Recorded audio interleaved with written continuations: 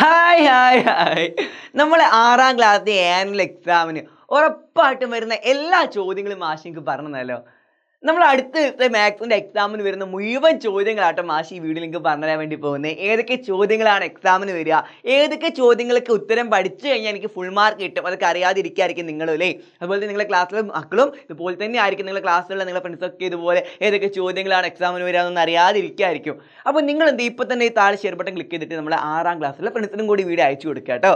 കാരണം എക്സാമിന് വരുന്ന എല്ലാ ചോദ്യങ്ങളും മാഷി വീഡിയോയിൽ പറഞ്ഞു തരുന്നുണ്ട്. ഈ ചോദ്യങ്ങൾ മാത്രം നിങ്ങൾ പഠിച്ചാൽ മതി, നിങ്ങൾക്ക് എല്ലാവർക്കും ഫുൾ മാർക്ക് ഉറപ്പിക്കാം. ഏറ്റവും ആദ്യം നിങ്ങൾ പഠിക്കേണ്ട ചോദ്യം എന്താ അറിയോ? ഇതുപോലൊരു ചിത്രം എനിക്ക് തരും, എന്നിട്ട് ഇതിൽ ബാക്കിയുള്ള ആംഗിളുകൾ കാണാനും ഇതിലുള്ള ലീനിയർ പെയറുകൾ രേഖീയ ജോഡികൾ കണ്ടെത്താനും എനിക്ക് എക്സാമിന് ചോദ്യം വരും.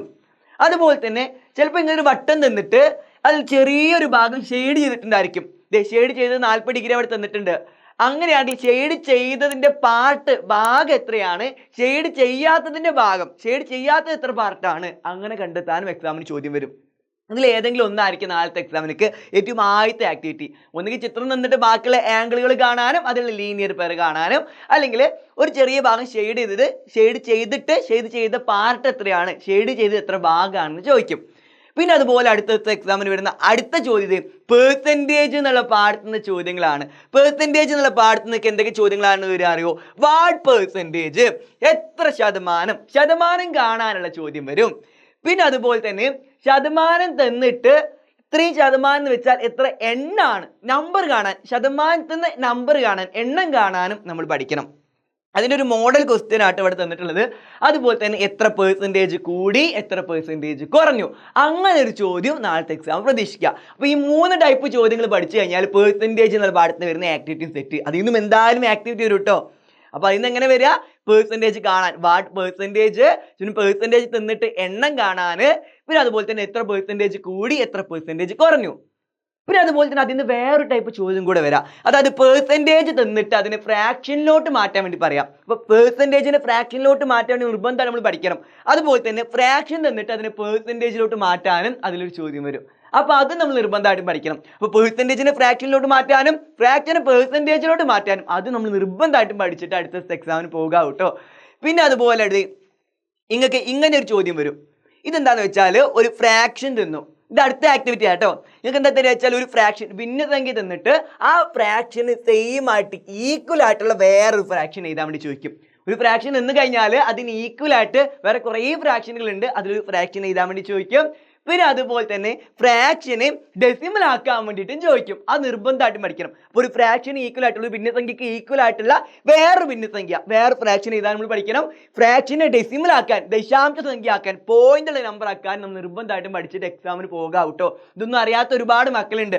അതിനൊക്കെ എങ്ങനെ പഠിക്കുക, ഇതൊക്കെ അറിഞ്ഞാലേ എക്സാമിന് പോയിട്ട് കാര്യമുള്ളൂ അല്ലേ. എന്തൊക്കെ ചോദ്യങ്ങളാണ് വരികയെന്ന് കണ്ടിട്ട് കാര്യമില്ല, ഇതിൻ്റെ ഉത്തരങ്ങൾ അറിയണ്ടേ, എങ്ങനെയാണ് ഇത് പഠിക്കുക അത് നിങ്ങൾക്ക് അറിയണം അല്ലേ. ഇവിടെ ഏറ്റവും അവസാനം വരെ കണ്ടു കഴിഞ്ഞാൽ ഇതിനൊക്കെ ഉത്തരം എങ്ങനെ ചെയ്യാം, എങ്ങനെ പഠിക്കാനുള്ള കാര്യം മാഷ് പറഞ്ഞു തരുന്നുണ്ട് കേട്ടോ. പിന്നെ അതുപോലെ നിങ്ങൾ ചെയ്യേണ്ട അടുത്ത പ്രവർത്തനം, ഫ്രാക്ഷൻ ഡെസിമൽ ആക്കാനൊക്കെ നമ്മൾ പഠിച്ചു. ചിലപ്പോൾ ഫ്രാക്ഷൻസ് എന്നുള്ള പാഠത്തു നിന്ന് ചോദ്യം ചോദിക്കും. ഫ്രാക്ഷൻ ഉപയോഗിച്ചിട്ട്, ഭിന്നസംഖ്യ ഉപയോഗിച്ചിട്ടുള്ള ചോദ്യങ്ങളും ചോദിക്കും. അപ്പോൾ ഭിന്നസംഖ്യകൾ തമ്മിൽ കൂട്ടാനും കുറയ്ക്കാനും മൾട്ടിപ്ലൈ ചെയ്യാനും ഡിവിഷൻ ചെയ്യാനും അതുപോലെ ഇങ്ങനെ ഒരു ചോദ്യം പ്രതീക്ഷിക്കുക, അതിന് ഉത്തരം ചെയ്യാനും പഠിച്ചിട്ട് എക്സാമിന് പോകുക കേട്ടോ. അപ്പോൾ ഈ ചോദ്യത്തിന് ഉത്തരം ചെയ്തു നോക്കുക. നിങ്ങൾക്ക് ചെയ്യാൻ വേണ്ടി കഴിയുന്നുണ്ടെങ്കിൽ നിങ്ങൾ അതും പഠിച്ചു. പിന്നെ നിർബന്ധമായിട്ടും പഠിക്കേണ്ട അടുത്ത ആക്ടിവിറ്റി ഫാക്ടേഴ്സ്, ഘടകങ്ങൾ കാണാനാണ്. ഒരു നമ്പർ തന്നിട്ട് അതിന് എത്ര ഘടകങ്ങൾ ഉണ്ട് എന്നുള്ള കാര്യം ചോദിക്കും. അതുപോലെ തന്നെ ആ നമ്പറിന് എല്ലാ ഫാക്ടേഴ്സും എല്ലാ ഘടകങ്ങളും എഴുതാൻ നിങ്ങൾക്ക് എക്സാമിന് ചോദ്യം ചോദിക്കും.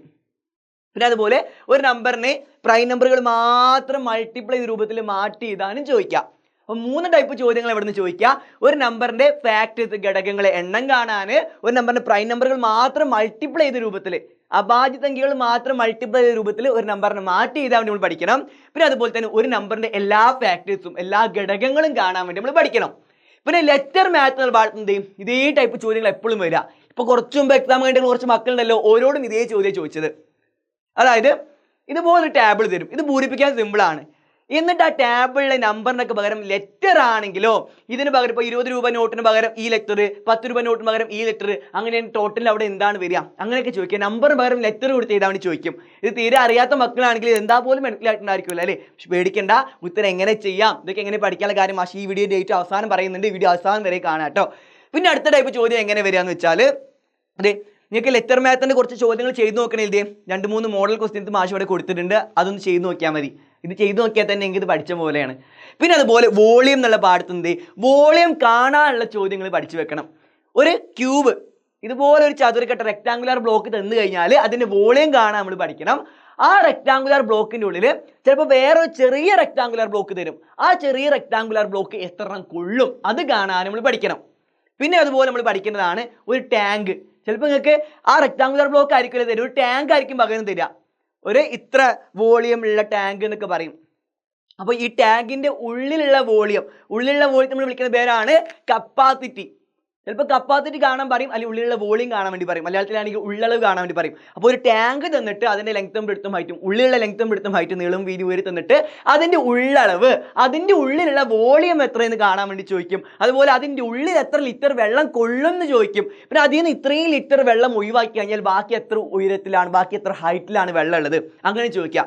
3 ടൈപ്പ് ചോദ്യങ്ങളാണ് ടാങ്ക് വെച്ചിട്ട് ചോദിക്കുക. എപ്പോഴും തന്നെ ചോദിക്കാറ്. അതൊരു ടാങ്ക് തന്നിട്ട് അതിൻ്റെ ഉള്ളിലുള്ള വോളിയം കാണാൻ വേണ്ടി പറയും, അതിനുള്ളിൽ എത്ര ലിറ്റർ വെള്ളം കൊള്ളുമെന്ന് ചോദിക്കും. അതുപോലെ തന്നെ ഇത്ര ലിറ്റർ വെള്ളമാണ് അതിൻ്റെ ഉള്ളിൽ ഉള്ളത് എന്നുണ്ടെങ്കിൽ, അല്ലെങ്കിൽ ഇത്രയും വോളിയത്തിലാണ് അതിനുള്ളിൽ വെള്ളം ഉള്ളത് എന്നുണ്ടെങ്കിൽ എത്ര ഉയരത്തിലാണ് വെള്ളം ഉള്ളത്, വെള്ളത്തിൻ്റെ ഹൈറ്റും ചോദിക്കും. ഇതാണ് എപ്പോഴും ടാങ്കിൻ്റെ ഭാഗത്തുനിന്ന് ചോദിക്കാറ്. വോളിയം എന്നുള്ള ഭാഗത്ത് നിന്ന് വാട്ടർ ടാങ്ക് ആയിട്ട് ചോദിക്കാറ്. ഇപ്പം കഴിഞ്ഞ കുട്ടികളോടും കൂടി ഇത് ചോദിച്ചിട്ടുണ്ട് കേട്ടോ. അപ്പോൾ ഇമ്പോർട്ടൻ്റ് ആണിത്.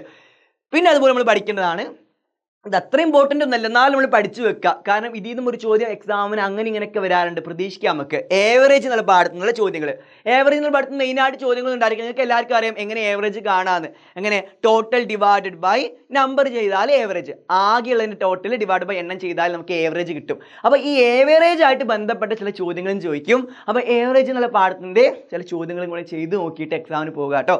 ഇത് ഏറ്റവും ലാസ്റ്റ് ഇമ്പോർട്ടൻസ് കൊടുത്താൽ മതി, അതിന് ചോദിക്കാറില്ല.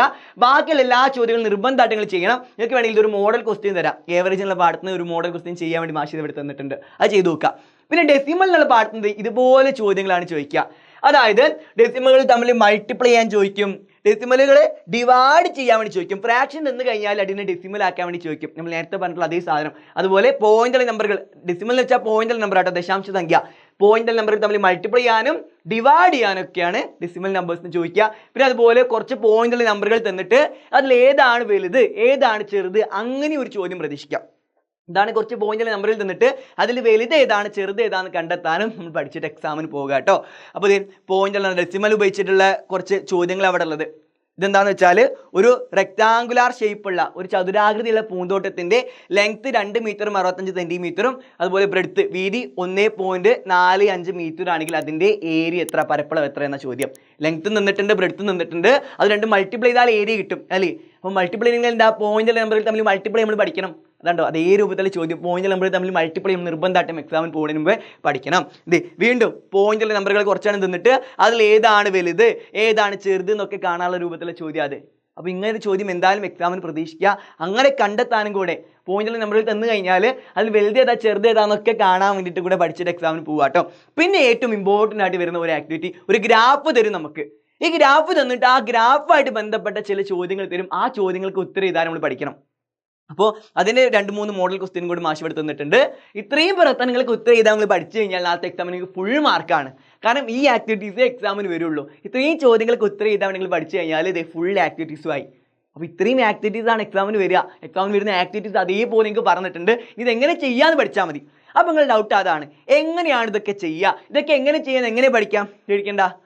മാഷ് ഇത് ഈ ചാനലിന് 2-3 മാത്സിൻ്റെ ലൈവുകൾ ചെയ്തിട്ടുണ്ട്.